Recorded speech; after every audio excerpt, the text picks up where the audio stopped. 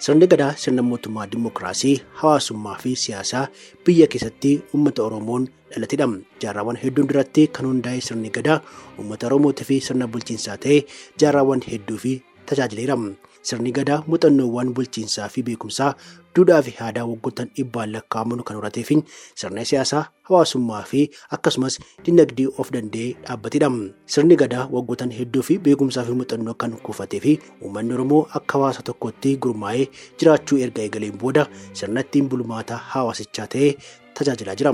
Addunyaan kun dhimma sirna dimookiraasii adda duree kanaa kan beekee jaarraa 16ffaan asitti ta'us uummanni Oromoo garuu yeroo jedhameen kanaan durattis sirna kanaan bulaa akka tures hayyoonni Oromoos ta'e kanneen biroo kan himanii fi hanga ammaattis sirnichi kun utubaa jiruu fi jireenya hawaasa Oromoo ta'etu tajaajilaa jira. Sirni gadaa nama dhuunfaa hanga maatiitti akkasumas hanga dhaabbilee siyaasaa olaanaatti hojiirra kan ooluu fi walii waltumsuun tokko tokko deeggaruun qajeelfamootaa fi dambiiwwan ittiin bulmaataas hammatee kan qabatedha. Sirni gadaa jaarraa 16ffaan duratti uummanni Oromoo uumee ittiin bulaa kan ture yoo ta'u kutaalee Itoophiyaa fi addunyaan hafan kan wal baran garuu yeroo addaattidha.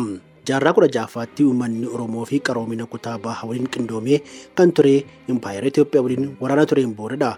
Kan wal baran yeroo sanatti waraana tureen injifannoon kan gonfate uummanni Oromoo gadaan bulu naannoowwan waraanaan injifatee to'atetti uummattoota jiraachaa turan seeraa sirni gadaa ajajuun akka ofitti hammatee rakkoonis ta'ee cunqursaan osoo isaanirra hin gahin akka jiraatan taasiseera.